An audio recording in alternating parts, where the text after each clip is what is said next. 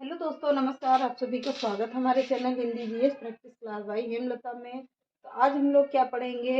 हिंदी पढ़ रहे हैं। हिंदी में कहाँ तक पहुँचे थे? तो हिंदी में व्यंजन संधि चल रही है। व्यंजन संधि में कितना हो गया है? नियम नंबर 2 तक हो गया है। अब हम लोग नियम नंबर 3 को पढ़ेंगे। 3 को बहुत आसानी से समझते हुए चलते हैं। एक एक चैप्टर को, एक एक पॉइंट को क्लियर करेंगे ताकि कभी भी परीक्षा में कोई प्रश्न ना फंसे। और आप लोग नोट्स बना के ज़रूर पढ़िएगा। नोट्स बनाने से हमारे बहुत से फ़ायदे रहते हैं कि जब हमें टाइम मिलता है तो वीडियो ना देखकर नोट्स उठाएं और अच्छे से पढ़ लें, समझ लें, और टाइम भी बच जाता है और पढ़ने में आसानी भी रहती है। तो नोट्स बनाने से काफ़ी चीज़ें क्लियर हो जाती हैं और याद हो जाती हैं। कभी कभी दिमाग को ना याद हो के हाथ को याद हो जाता है कि हम लोग कैसे पढ़ेंगे, तो कैसे लिखे थे, तो याद हो जाता है। जितना लिखते हैं उतना ही आसानी रहती है समझने में। तो चलिए देखते हैं। अब व्यंजन संधि हेडिंग डाल लीजिए और उसमें लिखिए नियम नंबर 3। नियम नंबर 3 में देखिए, लिखिए यदि प्रथम पद का अंतिम वर्ण यदि प्रथम पद का अंतिम वर्ण ता दा में से कोई एक हो तथा द्वितीय पद का प्रथम वर्ण चा झा चा छा और जा झा टा ठा ला हो तो ता दा के स्थान पर चा का जा हो जाता है। क्या हो जाता है? चा का जा हो जाता है। तो चलिए एक एक चीज को क्लियर करते हैं।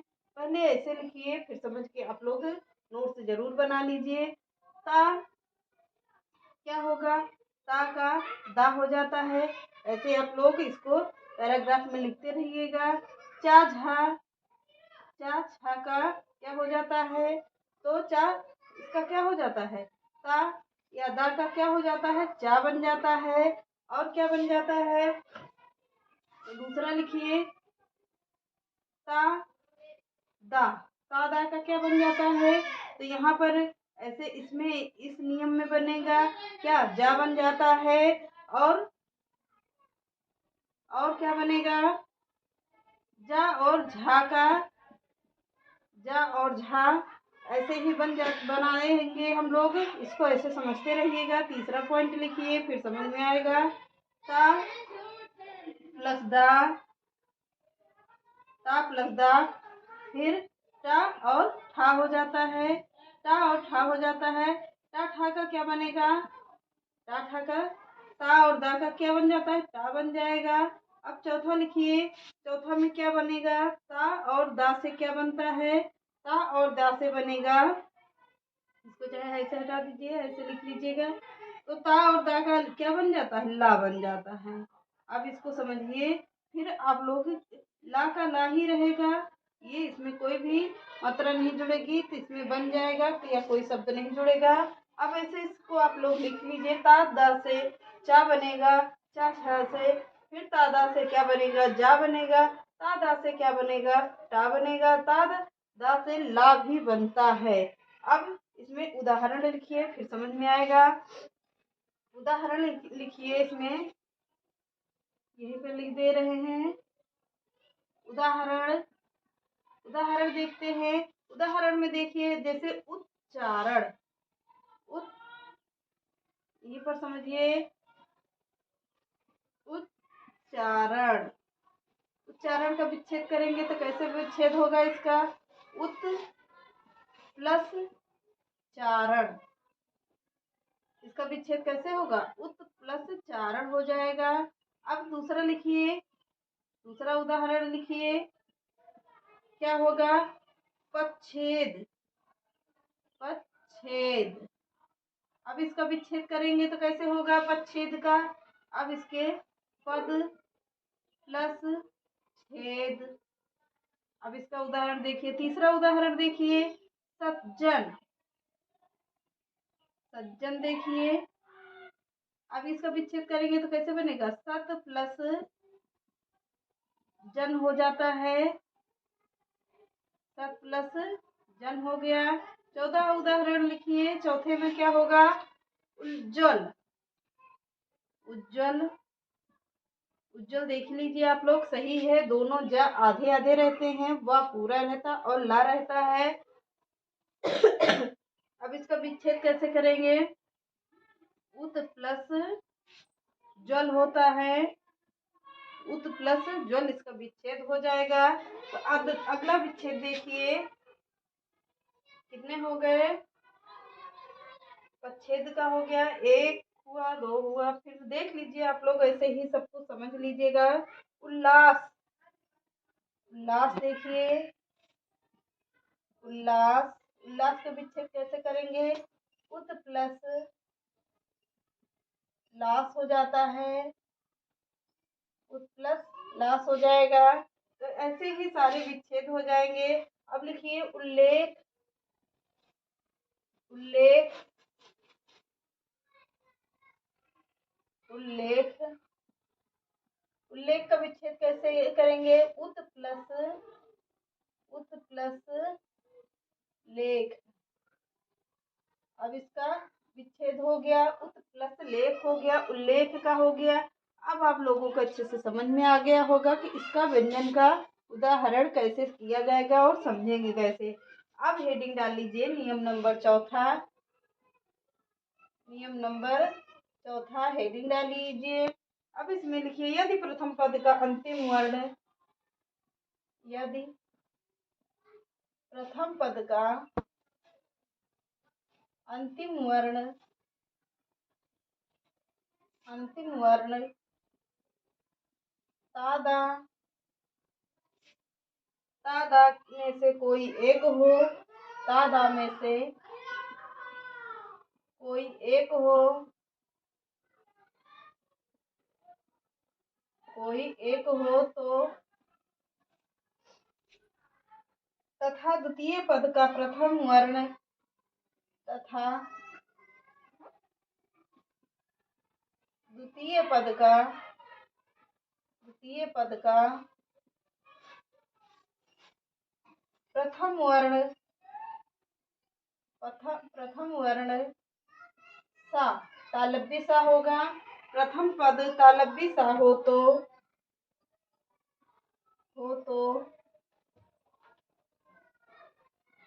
तादा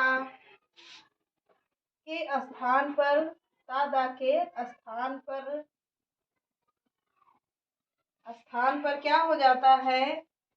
चा, तथा सा के स्थान पर, तादा के स्थान पर चा, तथा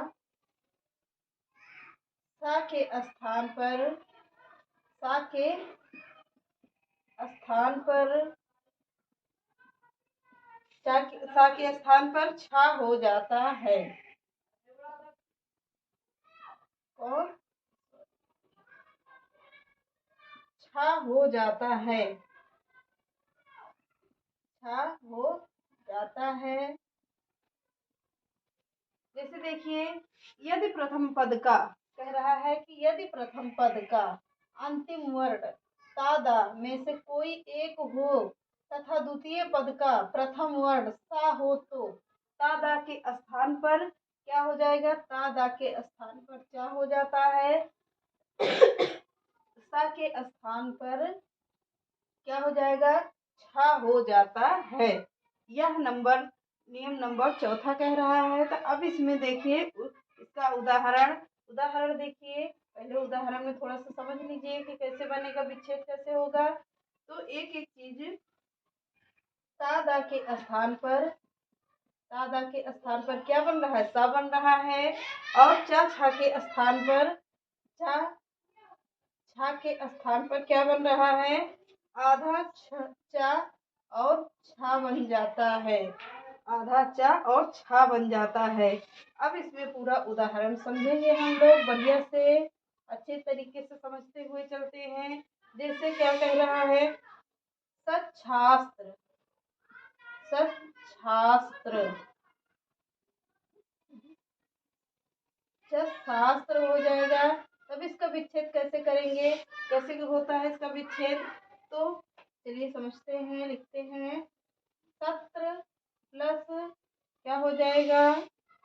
शास्त्र हो जाता है, शास्त्र हो जाएगा। अब इतना समझ में आ गया हो। सच्छास्त्र का होगा सत्र प्लस शास्त्र हो जाता है। और क्या होगा? उच्च उच्छ्वास। दूसरा उदाहरण देखिए, पहला हो गया उच्छ्वास,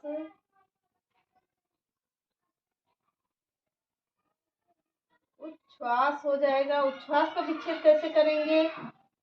उत प्लस श्वास होता है, इसका विच्छेद कैसे होगा? उत प्लस श्वास हो जाएगा। तीसरा उदाहरण देखिए, उत्श्रृंखल।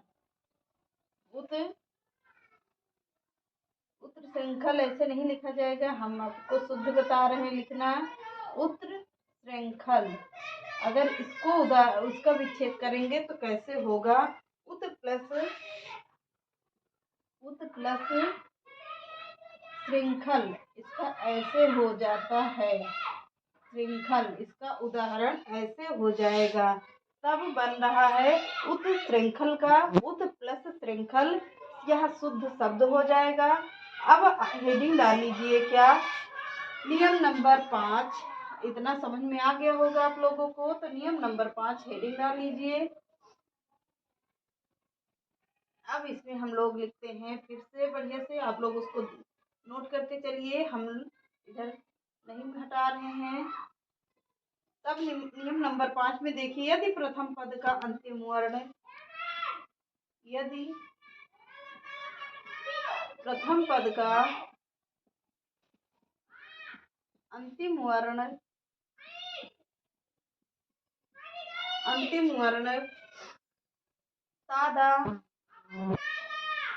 तादा में से कोई एक हो, में से कोई एक हो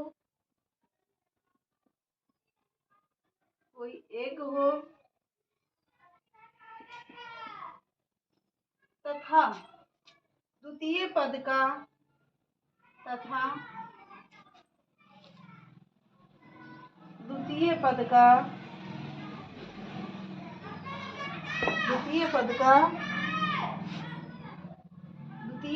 प्रथम वर्ण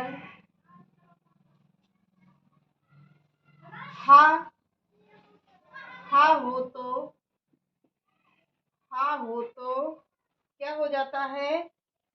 ता दा के स्थान पर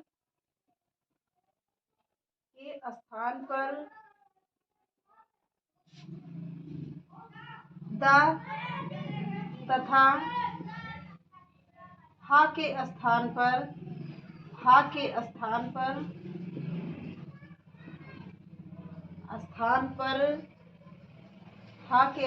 पर धा हो जाता है।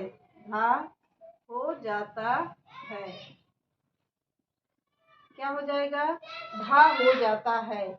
यदि प्रथम पद का अंतिम वर्ण ता दा में से कोई एक हो तथा द्वितीय पद का प्रथम वर्ण हा हो तो ता दा के स्थान पर दा और हा के स्थान पर धा हो जाता है। जैसे समझिए, उदाहरण देखिए, क्या कह रहा है? उद्धार। उदाहरण में देखिए क्या कह रहा है? उद्धार का विच्छेद कैसे करेंगे? उत प्लस हार। उद्धार का उदाहरण होगा उत प्लस हार होगा। दूसरा उदाहरण देखिए, उद्धरण ऐसे लिखा जाता है, उद्धरण।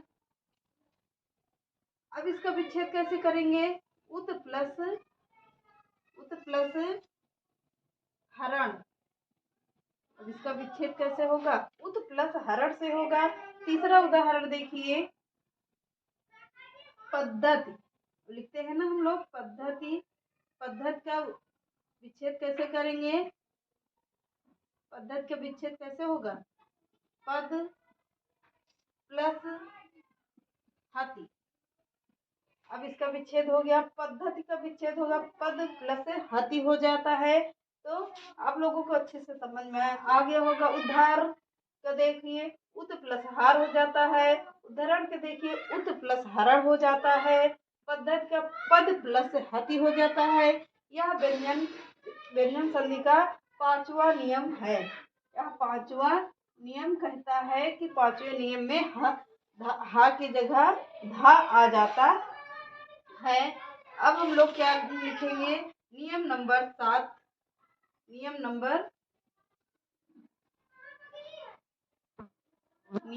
व्यंजन संधि का नियम नंबर 7 देखते हैं। नियम नंबर 7 क्या कहता है? एक मिनट देख लेते हैं, वीडियो सही से नहीं आ रही है। तो नियम नंबर 7 क्या कहता है? आप लोग हेडिंग डालिए। यदि प्रथम पद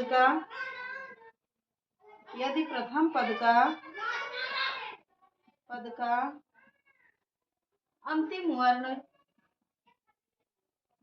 अंतिम वर्ण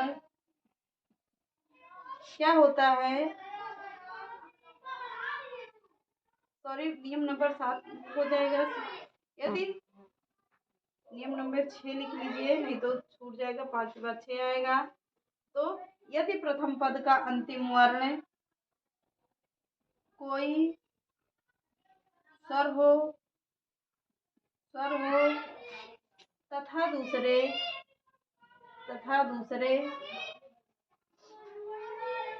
दूसरे पद का प्रथम वर्ण छा हो तो छा के स्थान पर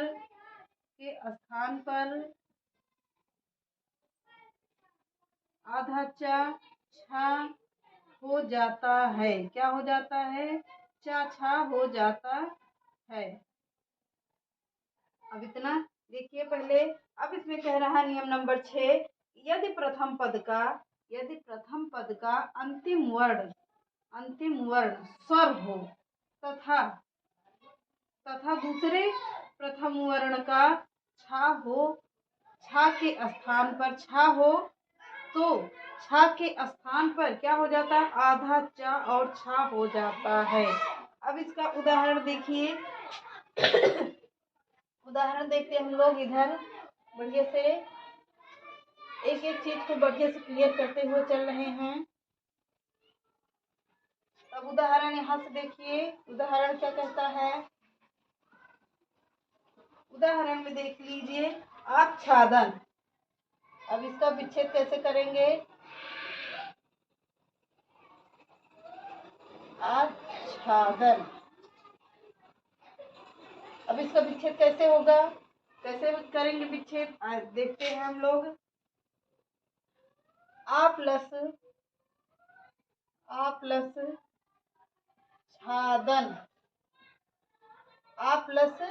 छादन, इसका विच्छेद हो जाएगा क्या? आ प्लस छा दंत होता है। एक मिनट, छा दंत होता है। आ प्लस छा दंत होता है, तो क्या कहेंगे? इसका विच्छेद कैसे होगा छादन का? आ प्लस छा दंत होता है। हम दूसरा उदाहरण देखिए। दूसरा परिच्छेद। अब इसका विच्छेद कैसे करेंगे हम लोग? परि प्लस छेद। अब इसका विच्छेद हो गया परिच्छेद का, परि प्लस छेद हो जाता है। तीसरा उदाहरण देखिए, छत्र छाया।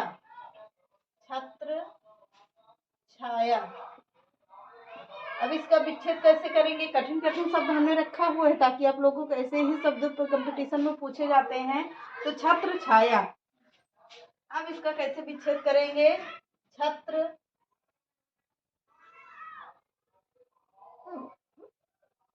इसका ऐसे लिखिए, छत्र प्लस छाया। अब इसका विच्छेद कैसे हो जाएगा? छत्र छाया से कौन सा नियम आएगा? नियम नंबर 6, व्यंजन संधि का नियम नंबर 6 आएगा। छत्र प्लस छाया का विच्छेद हो जाएगा। अब हेडिंग हम लोग डालेंगे क्या? नियम नंबर 7। हेडिंग डाल लीजिए 7, 8 और 9। यह 3 नियम नंबर हम लोग पढ़ेंगे कल। तो हो सकता है तो आज हमने काफ़ी कवर कर लिया, तो कल व्यंजन संधि खत्म हो जाएगी। फिर हम लोग क्या पढ़ेंगे, विसर्ग संधि। तो चलिए आज के सेशन को यहीं पर समाप्त करते हैं। चैनल पसंद आए तो लाइक करिए, सब्सक्राइब करिए, ज़्यादा से ज़्यादा लोगों को शेयर करिए। नमस्कार।